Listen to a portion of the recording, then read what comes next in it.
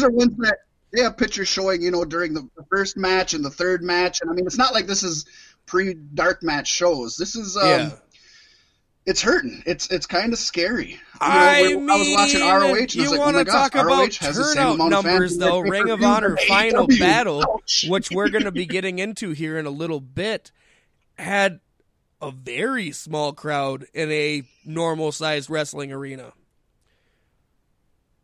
And the announcers kept referencing it sarcastically. Yep. That's not good. We don't like that. No, but it's sad to see for Ring of Honor. It's really sad to see that they have to make their jabs on themselves at it, basically. Like, all the people up in the nosebleed seats, like, nobody's up in the fucking nose. Nobody's more than 10 rows back. What are you talking about? All your lights are off except the ones directly on the ring. That's never a good right. And the worst thing you can do, is draw attention to it. Yeah. Even if you think you're making light of it. Well, I mean, don't honestly, draw attention to it. I think that I don't know how much that just actually hurt them like because I would have noticed had they have not said anything. I did notice before they said anything, but to my credit, it was hour one, which I didn't realize was the fucking pre-show. I'm like, why do they keep calling it hour one? Why are they, like? But then I realized it was the pre-show. Oh, you watched hour one? What is wrong with you? I don't know. The crowd didn't fill up. The crowd didn't fill up any between hour one. I skipped the pre-show altogether. If I would have known. No, not a lot. Yeah. Not. But I guess, do you have anything more? Otherwise, I guess that's a good transition into our results of Ring of Honor Final Battle, which some of you may be thinking, what happened to the predictions? We dropped them on Facebook.com/Beefsticks Podcast last night to show all of you, and just so that we could be honest with each other, keep ourselves honest. You got to do that because, of course, issues came up, and this is the time of year issues come up, and we just couldn't make it last night. But that works out. We got the results tonight, and we still have 2 more results shows to do next week because we got 2 more predictions yet this show, Pasty. Yes, we do. So at least this makes it a little bit more smooth for us and you. But with that, and without any more ado, let's get into Ring of Honor Final Battle. We kicked it off.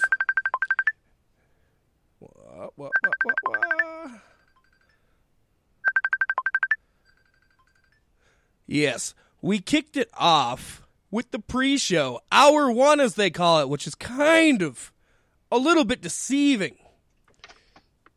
And we let off with the tag match, Silas Young and Josh Woods defeating Dalton Castle and Joe Hendry.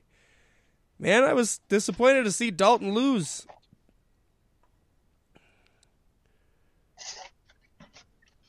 Yeah, so was I. Definitely so was I. Although you picked Silas and Josh for the win, so you only have yourself to blame there, sir. And then we had Kenny King defeating Rhett Titus. And let me tell you, Rhett Titus looks like he's on steroids and meth at the same time, and it bothers me a lot. And he wrestles like he's on steroids and meth, and it's not great. Yeah, but Kenny King... the better man came out on top. I always love watching him. For sure. Easily. And King hasn't been winning a lot lately, so I was happy to see that. I didn't watch the pre-show, but I was happy to see that in the results. He deserves it. And I love that he won, even with the ego-driven, like, going and blowing kisses at Rhett Titus's daughter. That was good. Sometimes you just got to do that. You got to let the heel win and still be so deviously devilish. And I love the ties he made to himself being Shawn Michaels and Rhett Titus being, God damn it, I'm stupid right now. But we love you. Yeah. Shawn Michaels tag team Marty partner. Jannetty? Yeah, there you go, Marty Jannetty. Marty Jannetty, yeah. Yes. Then we had Jeff Cobb defeating Dan Maff. These are 2 of the stupidest last names in wrestling, and they're the same format. They really are. Cobb, Maff. Yep, consonant, vowel, double consonant. What? Yeah. In 2 years' time, everybody in Ring of Honor is going to have names with this format. would just be great. Well, that means that somebody's going to have the last name of Jeff, because Jeff Cobb doubled up on that consonant vowel double consonant. Yes, he did. There's going to be somebody with 3 consonant vowel double consonant names in his name. Oh! Oh, man. Then we had, on the main card, a tag match between Bandito and Flamita, defeating Villain Enterprises, Marty Scurll and Flip Gordon, which is to be expected. I didn't expect. I mean, unless you were expecting Marty Scurll to stay with Ring of Honor. Yeah, but Bandito is all over the place too. He's not actually a Ring of Honor guy, although he works with them. He also does a lot of work down in CMLL, and he does a lot of work with New Japan, and he's been on AEW. So it's not like he's really a Ring of Honor, diehard either. Yeah, but lately he's been showing up more, I suppose. This was a solid match. Like I said, I'm sad Marty Scurll had to lose, even though I predicted Marty Scurll was going to lose. Yeah. Villain Enterprises, the question is, does this mean Flip leaves with Marty? Are their contracts up at the same time? I don't know. Yeah, it's going to be sad if Marty Scurll... Villain Enterprises is one of the best things that Ring of Honor has going for it right now. And this pay-per-view proved they really need some good things going. So yeah, it's we'll see what happens. We'll see what happens.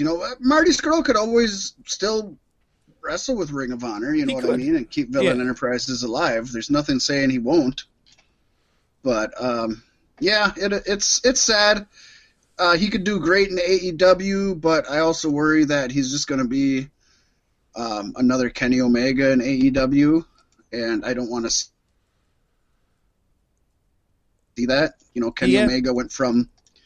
I actually had a discussion on one of the leaderboards that Kenny Omega went from one of the greatest wrestlers in the world to a glorified mid-carder, not even a great mid-carder. Yeah, but I mean, in the beginning, everybody said all the Elite were going to do was put themselves over in their own little playground, and they had to prove those people wrong. And I think Kenny Omega's due for a Kenny Omega.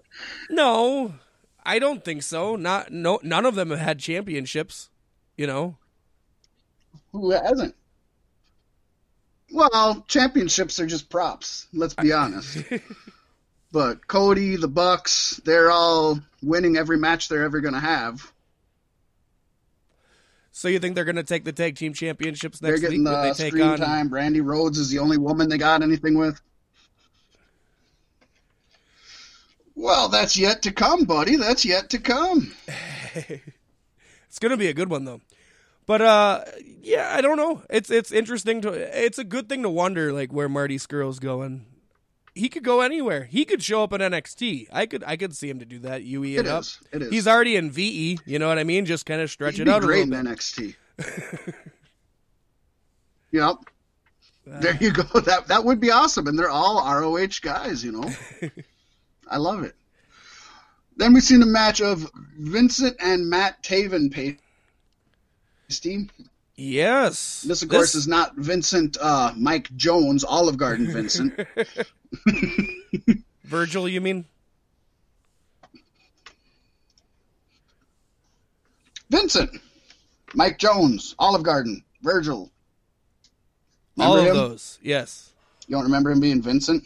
I don't know. Okay. I don't think I remember him from anything ever except for people complaining about him when they try to get autographs. That's true. That's completely honest pasty right here. Outside of that, I don't remember him wrestling whatsoever. So, except for AEW, where I haven't really had too many complaints about his stuff, other than he's shitty. But I think the roles he's been put in, it was meant to be shitty, and so for me, it was a plus. I don't know, but this match was not that Vincent, as you had said, and it was a fight, dude. It was a slobber knocker. this match really picked up the pace for the pay-per-view and pitted some of, I think, the future of Ring of Honor, because these guys both have a lot going for them, I think. I would agree. I think this was the first, like, real strong fight of the night, and I enjoyed it a lot. How could you not? The sign of respect at the end, like, you earned your spot, kid. Yeah, that was pretty awesome. Yes. That was pretty awesome. And they pulled out a lot of the stops, but left enough for the main event also, you know? Yep. Yeah, I was kind of halfway tuned in, which makes sense because I watched the pre-show on accident. Right. And this is where I really started to pay a little bit more focus to the show. And this is where I would recommend tuning in. I mean, of course you want to watch Bandito and Flamita defeat Marty Scurll and Flip Gordon, but, you know, there's that part of me that didn't want to see it.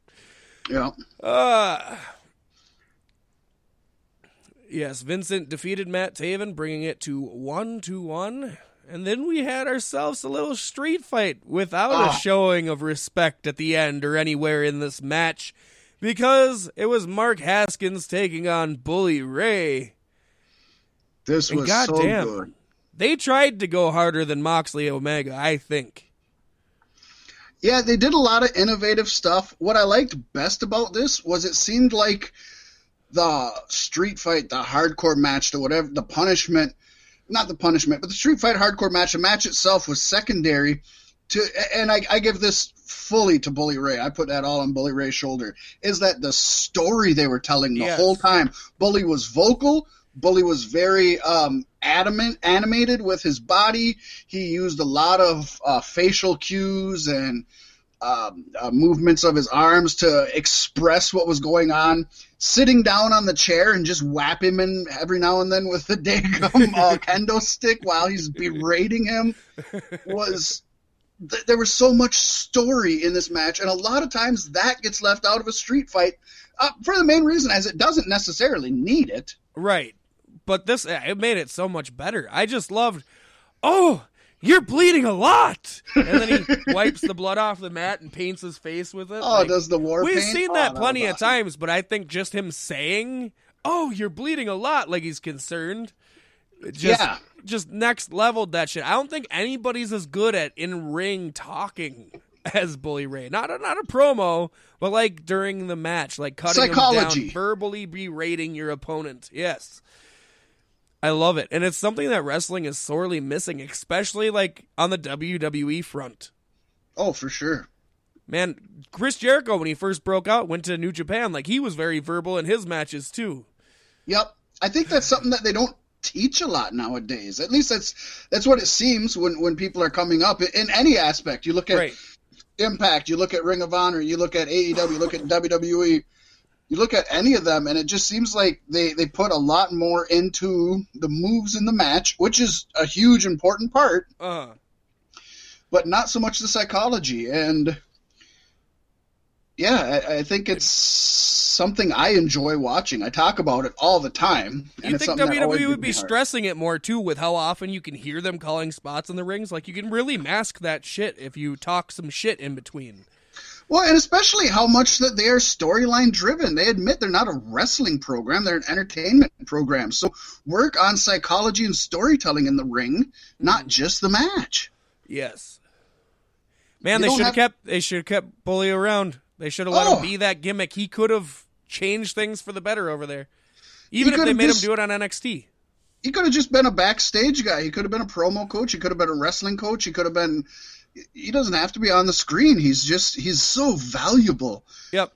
As a wrestling person. He's just so valuable as a human being almost. Yep. And instead they kept Devon. And I mean, look at he's got a weekly radio show that is amazing. Yes, Busted Open. I love it. He's awesome. I mean, he's secondary on there, but he's definitely a needed voice. He is. I wouldn't mind seeing him on a commentary booth somewhere down the line. Him and maybe Taz. on an AEW Dark. Dude, him and Taz should open a hardcore promotion. Or just a promotion. How about that? Yeah, okay. I don't like gimmick promotions. I like promotions that are just fun to watch. Yeah. But I get it. I can't recommend watching this match enough. I think you